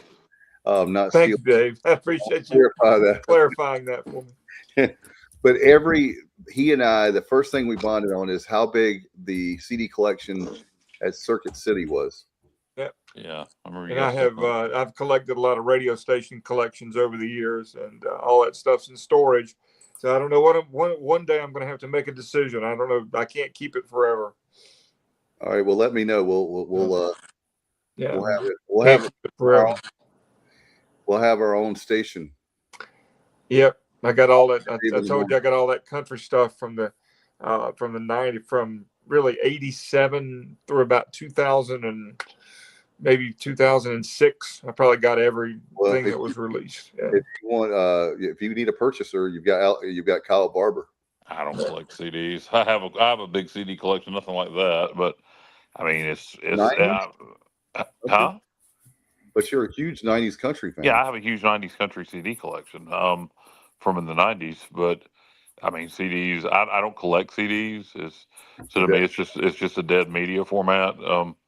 I mean, I don't know that I'll ever be nostalgic to collect CDs. And talking about media format, there was a media format, and I think Dave will agree with me, in the late 90s, and I really thought was going to stick. Yes. Be around forever, and that was the mini disc. The mini disc was awesome. They're awesome, and I don't know why. Digital came in and kind of mini disc had that 3-year run, but they sounded great. They were reusable. You could put a lot of content on them. It was just. I mean, I'm very sad the mini disc, didn't survive. Yeah. In fact, but it's funny, all that stuff has come back now. A lot of people are collecting cassettes and mini disc and DAT machines and things like that. Yeah, I actually had I was early on, and I thought it was going to kick off or like take off rather. And Circuit City had a mini disc player, and I got it from my car, and then it never went. Yeah, I mean, I sold Patrick Johnson a portable one that I had for years when everything started going digital. Yeah, it was that. But they sounded great. I've still got probably 300 mini disc that blank mini disc that you purchase to record things on. I used to record all my radio air checks and whatever on mini disc. Man, that's taking me back for sure. Mini disc. Wow. Hey, Alan, Dave, I was just going to say, before we go, I do want to say congratulations to Ethan Norby, Joe Webb, and Braden Burris for making first team American Conference, and all freshman team. Grady Linehan and Ethan Rose made it. And I'm not really gonna congratulate Jack for being second team because he doesn't want to hear it. I mean, he has a case for player of the year. I'm sorry. He should not be second team. And I think he's going to come out and prove to everybody in this tournament that they left the wrong guy out of here. Use it as motivation. Oh yeah. Yeah. Bulletin board material for sure. I mean, I really feel that way. And I think he's going to respond and show everybody that they were wrong. And Davin Whitaker got screwed too. Just to throw that out there. By the way, his on-base percentage, his on-base streak is right close to the record with Connor Norby, right? Yeah, I think they're going to have to go to a regional for him to break that. He had 50. He's at 50-something, and the record's 56, right? Or am I wrong on that? I don't know. I keep up with stats that other people don't know. Everybody knows that stat, so I don't really pay attention to it. I'm not even sure what he's at. He's close, though. You're right about that. He is close. He's like 3 or 4 away. He's that close? I thought it was like 51 or 52. I could be wrong. Okay. Guys, you're right. But you're right. If that makes sense, though, you're correct. We're both right. Yeah. Before we get out of here, let Kyle make his point, and I want to make sure that we all wish Kyle the very best for tomorrow for what he's got coming up. Yeah, I appreciate that, guys. I was about to bounce, Alan. I appreciate that. Yeah. That's you. Hernia surgery number 3, and hopefully the final tomorrow. Late start. Dave, you claim that you do 100 surgeries a day at the hospital now? Yep. And what I told you, is that an exaggeration? Or are you being like serious? No. When I first started, this Saturday makes 10.5 years ago. When I first started, it was around, I want to say 60 was on average, and now it's pushing 100 a day. Yeah. How many operating rooms are there? How much? Am I allowed to talk about that? No, I'm kidding. 23. I think it's 23. Okay. All right. Well, I'm 11:45 report time tomorrow. When they said that, I was like, what? And I've done 10. I've never done that late. So I got to be there 11:45 a.m. I'm figuring that'll probably be surgery. I'll start probably at 2. Let me tell you, there are actually people that start middle of the afternoon before their surgery. So 11:45, as bad as it sounds, and I get you, I feel you, but there's some people, their surgery don't start at 2 or 3 o'clock. Yeah, that's probably when mine will start. I arrive I'm talking about they'll arrive late. Oh, that's the thing. I got anxiety issues. Dr. Chapman should have kept that in mind.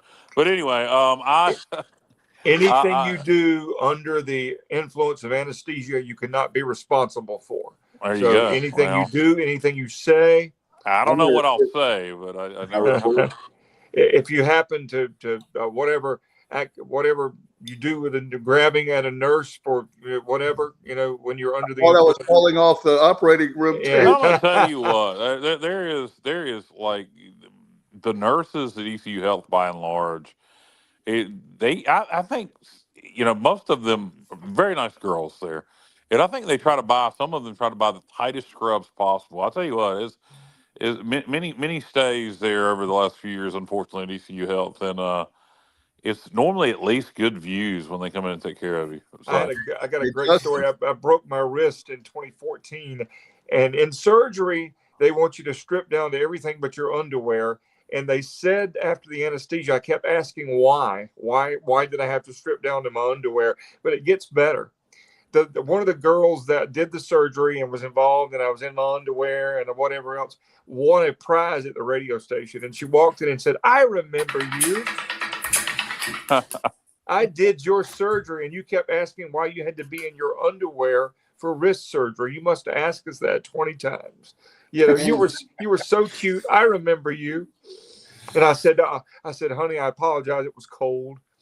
It was extremely cold in there. I'm sorry." But guys, I'm gonna hop off of here. Thoughts and prayers will be much appreciated. And hopefully I'm home on Friday. That's the goal, and don't have to go back. So, awesome. How long do you have to fast, Kyle? That's another issue with 11:45 report time. Yeah, that's what I was thinking first thing. I can't eat after midnight, which doesn't make a lick of sense to me. Because if I had to be there at 6:30, they would also say you can't eat after midnight.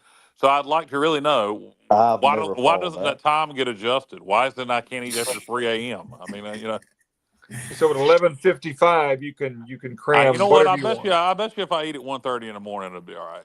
I bet I've you done it will, before. Kyle. Kyle, I've done it before. Don't feel bad. It'll be our secret. We won't tell anybody. Yeah, Nobody else. well, We have a lot of our friends watching, but other than that, it just doesn't make any sense because if you No. you tell you not to eat after midnight, but they don't adjust it. Because if they just told me you got to be there at 6:30, they would have just said don't eat after midnight. So You're exactly correct. It doesn't make any sense. They should say, well, all right, well, you don't have to be there at 11:45. Don't eat after 3 a.m. Ask Alexa what she thinks about that. Yeah, she can kiss my So, But and no drinking prior to 2 hours. Of course, Drinking? liquid. I always sip water. That they can kiss my ass on that. I'll sip water. Can you dance erotically in before the surgery? You know what? That's funny you say that. No, I'm not even going to tell that on the air. But I caught myself. I was about to say something interesting, but I'll tell you guys off there. I'm not saying it on the air. But anyway, guys, I'm gonna get off of here. All Go right. Pirates. Hopefully Friday morning I'm watching the baseball game. So anyway, thoughts and prayers will be appreciated. Go Pirates and good night. All right, man. All right, Take Kyle. care. We'll talk to you soon. all right, bye-bye. And he's out of here. Hey, that's one good dude right there.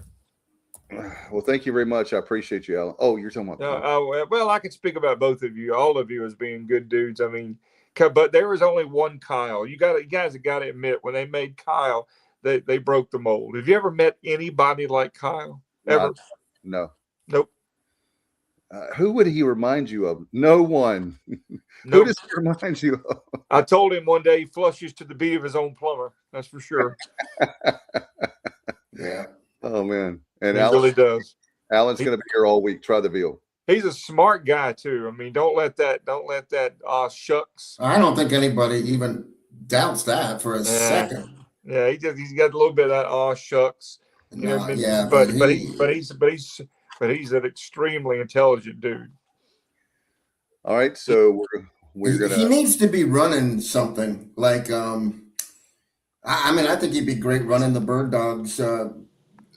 Promotions. Yeah, he needs to be a promotions guy for somebody. Yeah. He told me one time how he could, if what he would do. He complained about Cracker Barrel, and I said, Kyle, what would you do if you were CEO? And I'm not even exaggerating. He went on for 15 minutes, and I'm just throwing this at him. He hadn't really prepared for it. And I'm ready to make him CEO of Cracker Barrel, because if they followed Kyle's suggestions, they would be getting a bigger share of the market. I'm telling you that right now. He's got it figured out. Yeah, he's got some promotions talent. I mean, seriously, Dave and I both worked with a lot of promotions guys in radio, and Kyle's is sharp with promotions and things like that. As anybody I've ever seen. Absolutely. Hey, Wildfire caller number 6. Some people, that's all they have for promotions.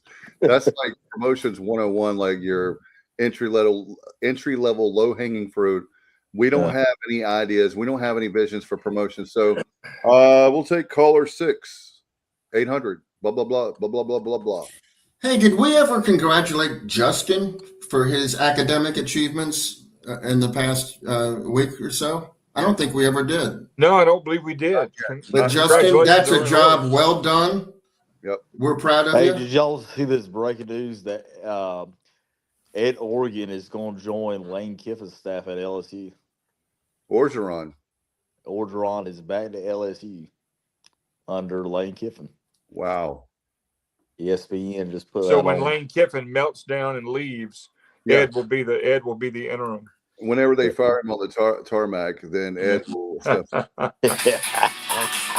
met Ed Oregon back down when we played. What in the world are we? What was that? I don't know. I can name that tune in 3 notes. Ed Oregon. I met him down at Tulane when we were down there this past year. Great guy. Yeah. Hey, how you doing, Wildfire? You got Lane Kiffin. You got what's the Will Wade. I mean, can you imagine? Kim Mulkey. Kim Mulkey. Can you imagine being an HR person with with Lane Kiffin, Will Wade, and Good God Kim Almighty. Mulkey. Yeah, I brought that up to David Glenn. He said it should be a soap opera. Wow. And I think he said a sitcom. I think he said a sitcom. Their baseball coach is the only normal guy, normal person they have. He's very normal. That is true. Jay Johnson. Yeah. He's very normal. They're not going to make the postseason unless they win the tournament. Correct? Is that right? Yeah, and here's the thing: they have a Vanderbilt too. They're done. So I think Vanderbilt's at 19 consecutive years making a regional. LSU's at 13. Dallas Baptist is at 11, and here East Carolina's. We're getting to the top. We're getting close to the top. If we can do it this year, it'll be 8, and there won't be too many teams ahead of us, to be honest with you. If those 3 fail to make it, that's big. Yep. That's another stat for Cliff to pad his accomplishments for sure. No doubt about it. All right, guys, we'll get out of here. Good luck to the Pirates as they play again. The winner of tomorrow's game, and that will be Wichita State and Rice. And 9 o'clock on Friday. We'll be back with you on Monday night, right? As we are, I've got Alan's got racing going on. I've got Beast games. I'm going to be in the Beast games. They don't know it yet, but on Sunday. Hey, I saw that movie one time, Dave. I can loan it the VHS to you if you like to see it. Oh! Wait a minute now. I've got it on beta. It's exactly beta.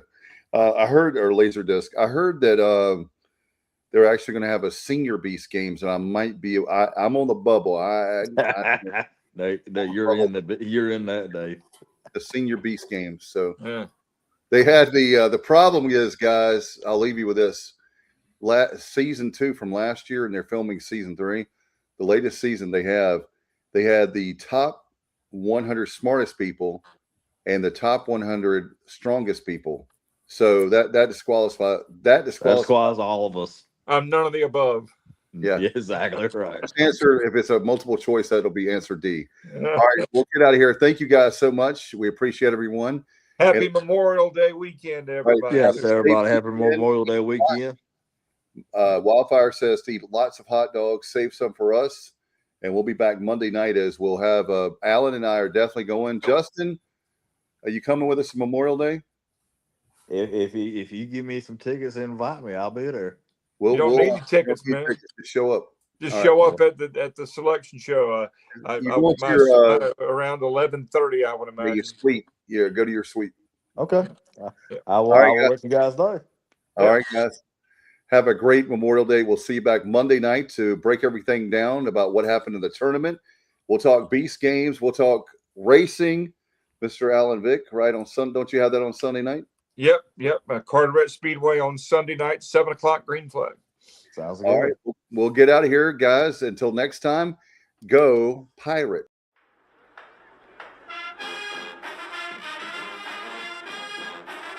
You're watching The Sports Objective, the podcast for Pirates.